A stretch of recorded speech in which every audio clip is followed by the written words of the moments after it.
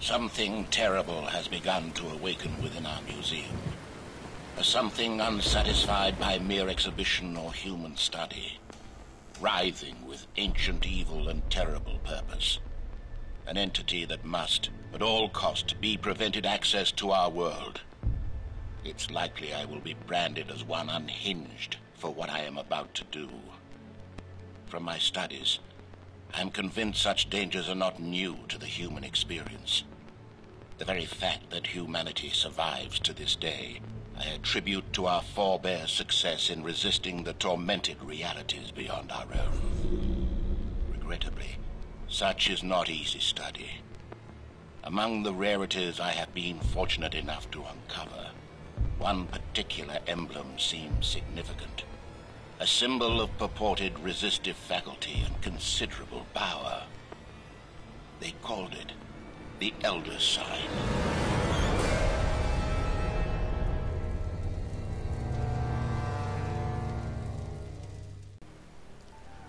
Over the last year or two, digital translations of existing board games have made a big splash on the App Store. Here we have Ticket to Ride by Games of Wonder, and then with Small Worlds by the same people.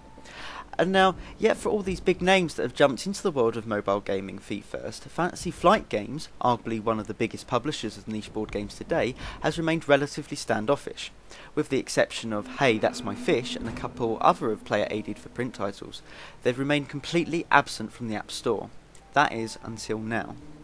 Based on the similarly named Elder Sign, a card game which was released a few months ago, Elder Sign Omen takes place in the sanity-robbing world of Lovecraftian mythos. Fantasy Flight has based a number of board games on the world created by the famed author H.P. Lovecraft, and as such they have developed quite a knack for recreating the abject horror of the written works in playable form. Whether you're a scholar of the H.P. Lovecraft mythos, or if you think Cthulhu is just a foot infection, then you will love this game. As is the case with most things Lovecraftian, Elder Sign's Omens tells the tale of a great ancient evil one returning to our world.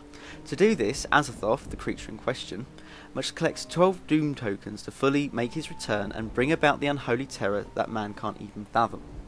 To stop this, you'll assemble a team of investigators that need to collect 14 Elder Signs. Basically, these are the good guy equivalent to doom tokens, and thus preventing Azathoth's return in the process. Collecting Elder Signs is no easy task, mind you, and players will assign their investigators, one at a time, to different adventures within the museum that seems to be the focal point of the Ancient One's return.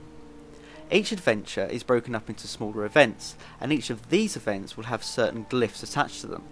To complete the event, you'll draw some glyphs at random out of a magic book, and hopefully you'll be able to make a match. If you can, you'll complete the adventure and earn the prizes attached, often including Elder Signs. If not, your investigator will lose some sanity, some health, or even both. Elder Signs Omens is essentially a slot machine.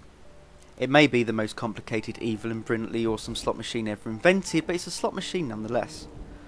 But calling it a slot machine may be something of an oversimplification. For reference sake, the print version uses dice for this mechanic, but since the amount of control you have over which glyphs are in your book, the game ends up feeling more luck dependent than you might expect. There's a real let's yank the arm and hope for free cherries vibes to the game, despite being draped in thick layers of awesome arcane horror. Still, if you don't manage to get the glyphs you was hoping for, there are some things you can do to try and make things happen the way you want. As you progress through the game and complete missions, investigators will earn different one-time power-ups that can be used to do things like lock a certain glyph to make sure you have it next time, or change any glyph to a specific kind you need. Likewise, they can earn artifacts, the game's currency, to return to the museum entrance and spend on healing or power-up styles of their choice. The investigators you choose to play will make a difference too, as they'll often come with different starting bonuses, permanent bonuses, and sanity and health combinations. Like many of Fantasy Flight games, Elder Signs Omens is a brutally difficult game to win. But like those print releases, it never ends up feeling like a chore just because you lost. The fun here isn't in the winning as much as it is in the playing. Sure, it may take you a dozen tries before you succeed in saving the world from a Lovecraftian nightmare, but those first 11 tries where you fail, you'll just be delighted to see that you came even closer than before. It's not about if you survive, but simply for how long. As far as all-out apocalyptic terrors go, Elder Sign Omens is a game of inches.